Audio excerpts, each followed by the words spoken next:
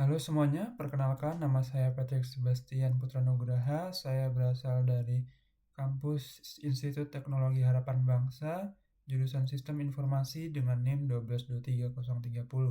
Pada kesempatan kali ini, saya akan mempresentasikan mengenai transformasi digital dalam manajemen proyek untuk tinjauan sistematis dan agenda penelitian untuk pengelolaan skala besar. Presentasi ini saya buat untuk memenuhi salah satu tugas dari mata kuliah Manajemen Proyek Sistem Informasi.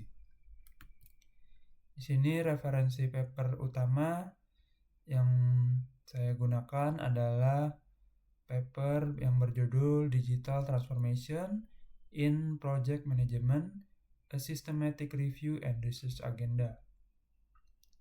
Dapat dilihat juga secara open access melalui MDPI System Journal dengan fokus utama integrasi teori sistem sosioteknik atau STS dalam implementasi teknologi digital pada konteks organisasi berbasis proyek. Baik, selanjutnya untuk ringkasan eksekutif, di sini kita ada 3 ringkasan eksekutif. Yang pertama adalah definisi DT, yaitu pembentukan kembali cara organisasi menciptakan nilai melalui integrasi teknologi AI, Big Data, Cloud, dan IoT. Selanjutnya ada fokus riset, di mana fokus riset ini yaitu menganalisis 66 artikel jurnal untuk memahami interaksi antar sistem, teknis, dan aktor manusia. Selanjutnya yang terakhir yaitu temuan, di mana mengidentifikasi 4 tema besar, yaitu metodologi yang pertama, lalu yang kedua ada ketidakselarasan atau misalignment, lalu yang ketiga ada tata kelola, dan yang keempat ada lintasan sektoral. Selanjutnya di sini kita akan membahas mengenai definisi transformasi digital. Untuk transformasi digital atau DT bukan sekedar digitalisasi atau mengubah data fisik ke digital, melainkan ada 3 fokus utama. Yang pertama yaitu perubahan strategis, yaitu mendefinisikan ulang model bisnis dan aliran nilai. Selanjutnya yang kedua adalah evolusi perilaku, di mana perubahan dalam cara tim berinteraksi dan berkolaborasi. Selanjutnya yang terakhir ada integrasi institusional, yaitu menyelaraskan teknologi dengan logika organisasi. Selanjutnya, bukan sekedar implementasi TI. Yang pertama ada digitalisasi, yaitu automasi proses manual menjadi format digital untuk efisiensi operasional tingkat tugas. Selanjutnya ada transformasi, yaitu perubahan menyeluruh pada struktur organisasi, budaya kerja, dan prioritas strategis. Selanjutnya ada sinergi, yaitu kombinasi adaptasi teknologi paralel dengan evolusi kepemimpinan dan tata kelola. Berikutnya, dampak DT berbasis AI. Berdasarkan survei organisasi yang telah dilakukan yang mengadopsi inisiatif transformasi berbasis AI, 68% peningkatan pengiriman tepat waktu, lalu 38% pengurangan biaya operasional, dan 61% peningkatan kualitas output. Untuk manajemen proyek dan DT sendiri, ada peran ganda. Yang pertama yaitu vehicle, yaitu proyek digunakan untuk mengimplementasikan DT. Selanjutnya ada domain, yaitu manajemen proyek itu sendiri sedang bertransformasi secara digital.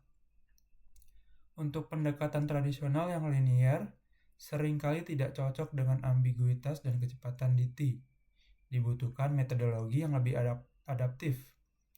Ada 4, yaitu yang pertama ada Agile and Scrum, lalu yang kedua ada DevOps, yang ketiga ada Lean Project Delivery, lalu yang keempat ada Hybrid Models.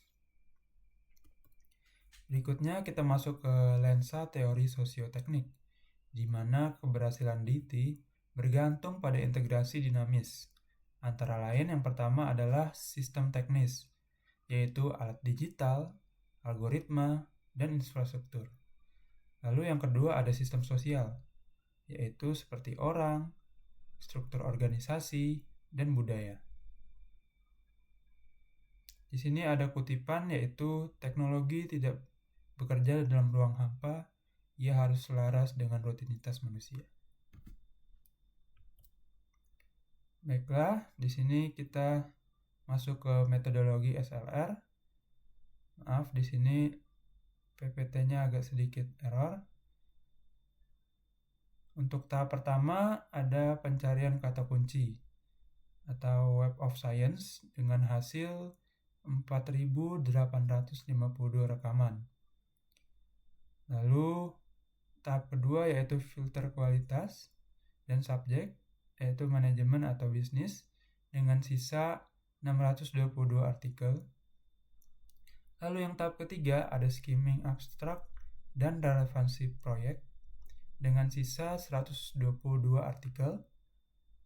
Lalu yang tahap keempat dan terakhir adalah analisis mendalam dan coding tematik dengan sampel akhir 66 artikel. Untuk tren riset sendiri di antara 2011 sampai 2025, pertumbuhan eksponensial riset DT dalam manajemen proyek pasca hingga 2020. Untuk 2010 sampai 2015, 2 PPA. Untuk 2016 sampai 2019 ada 5 PPA. Lalu untuk 2020 sampai 2022 terdapat lebih dari 12 PPA. Lalu untuk 2023 sampai 2024 terdapat lebih dari 19 PPA. PPA sendiri adalah publication per annum yang menunjukkan akselerasi fokus akademik pada DT. Selanjutnya kita akan masuk ke tema A, yaitu metodologi dan integrasi sosioteknik alat digital. Untuk ragam alat digital dalam proyek, yang pertama ada AI and Analytics, di mana machine learning untuk pelacakan, pengeluaran, dan perakiraan sumber daya secara real time. Lalu yang kedua ada BIM and Digital Twin, di mana Building Information Modeling untuk koordinasi, desain, dan manajemen aset infrastruktur. Yang terakhir ada blockchain, yaitu menjamin integritas data dan transparansi dalam rantai pasok proyek lintas batas. Berikutnya, penyelarasan metodologis, di mana alat digital hanya memberikan nilai jika tertanam dalam rutinitas melalui metodologi yang tepat. Ada Agile and Scrum, di mana digunakan untuk pengembangan alat bantu keputusan atau dashboard, menggunakan sprint 2 mingguan, dan umpan balik pengguna secara berkelanjutan. Selanjutnya ada prototyping, yaitu kombinasi model low fidelity untuk keinginan pengguna dengan technical proof of concept untuk kelayakan teknis. Lalu untuk kekuatan metodologi Agile sendiri, mengapa kita harus menggunakan metodologi Agile? Yang pertama adalah responsivitasnya, di mana dalam menghadapi perubahan kebutuhan bisnis yang cepat. Lalu yang kedua ada orientasi pengguna, yaitu memastikan alat digital benar-benar digunakan oleh staf. Untuk yang ketiga adalah iterasi cepat, di mana metodologi ini mampu menghasilkan MVP atau Minimum Viable Product lebih awal untuk validasi. Selanjutnya, Hybrid and DevOps dalam skala besar. Untuk DevOps, yaitu menggabungkan tim pengembangan atau Dev dan operasional atau Ops menjadi satu kesatuan fungsional untuk siklus pengiriman tak terputus. Selanjutnya, Agile Stage Gate, yaitu menyeimbangkan inovasi eksploratif atau agile, dengan eksekusi terstruktur atau stage gate dalam pengembangan produk fisik digital. Selanjutnya yang terakhir yaitu digital product management, di mana pergeseran dari proyek TI sementara menjadi tim lintas fungsi yang persisten dan bertanggung jawab atas seluruh siklus hidup nilai. Berikutnya kita masuk ke tema B, yaitu ketidakselarasan dalam antarmuka sosioteknik. Kita masuk ke friksi struktur organisasi, di mana friction muncul ketika metodologi iteratif bertemu dengan struktur kaku. Yang pertama ada tensi strategis, yaitu perbedaan interpretasi tujuan DT antar departemen. Lalu yang kedua ada ambiguitas metrik, yaitu kontradiksi antara biaya atau jadwal tradisional versus nilai inovasi digital. Selanjutnya dilema sumber daya, yaitu kompetisi kapasitas implementasi TI antar unit bisnis. Selanjutnya kita masuk ke tensi temporal dan desain, di mana untuk tensi temporal sendiri yaitu ketidakcocokan antara siklus sprint, agile yang cepat dengan sistem perencanaan stage gate tradisional yang lamban. Hal ini sering menyebabkan kerusakan koordinasi. Untuk selanjutnya yaitu incongruensi desain, yaitu asumsi yang tidak kompatibel tentang fungsi sistem antar tim atau mitra. Kurangnya bahasa bersama dan ekosistem alat yang sinkron menghambat kerjasama pengetahuan.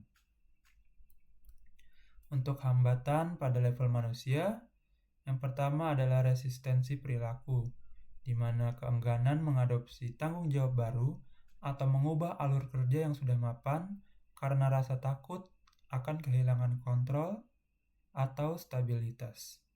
Selanjutnya, kurangnya ambient awareness, yaitu kegagalan dalam mengenali keahlian di dalam atau di seluruh tim yang membatasi keterbukaan dan koordinasi dalam proyek digital. Berikutnya kita masuk ke tema C, yaitu tata kelola dan kepemimpinan DT. Di mana sistem tata kelola adaptif. Tata kelola DT harus berkembang seiring dengan kematangan digital organisasi.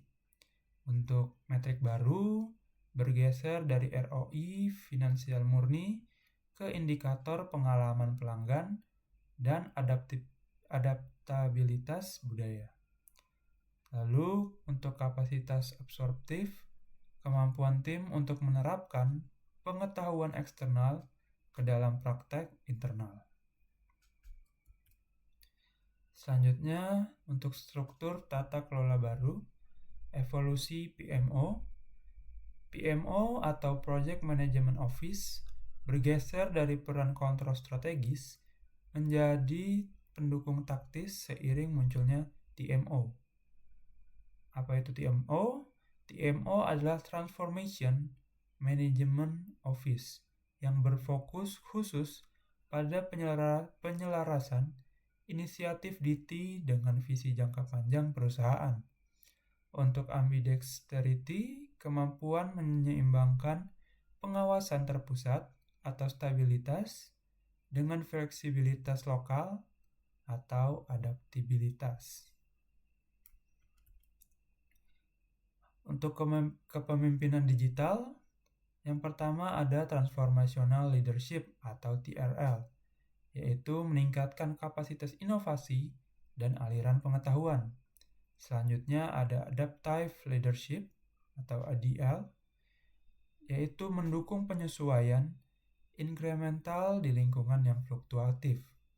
Selanjutnya ada servant leadership, yaitu membangun keamanan psikologis dan manajemen talenta inklusif untuk kohesi tim. Boundary spanning leadership. Di sini terdapat kutipan, dalam lingkungan hybrid, pemimpin harus bertindak sebagai knowledge brokers, yang menjembatani tim agile dengan protokol institusional formal. Dengan ini, pentingnya peran manajer proyek TI atau ITPM dalam menavigasi ketegangan identitas peran saat mengelola tim modern di dalam hierarki tradisional. Kita masuk ke tema D, yaitu lintasan inovasi sektoral. DT di sektor industri berat. Untuk manufaktur, yaitu industri 4.0, fokus pada sistem cyber fisik dan pertukaran data real-time, membutuhkan model pemilihan proyek yang menyeimbangkan KPI tradisional dengan kemampuan interoperabilitas. Untuk minyak dan gas atau oil and gas, DT didorong oleh tekanan regulasi jangka panjang atau transisi energi dan volatilitas pasar jangka pendek. Kapasitas absorptif menjadi kunci. Untuk transformasi di sektor AAC ditandai dengan kompleksitas multi-stakeholder dan siklus aset yang panjang. Yang pertama ada BIM sebagai platform, bukan sekedar alat modeling, tapi pusat koordinasi siklus hidup.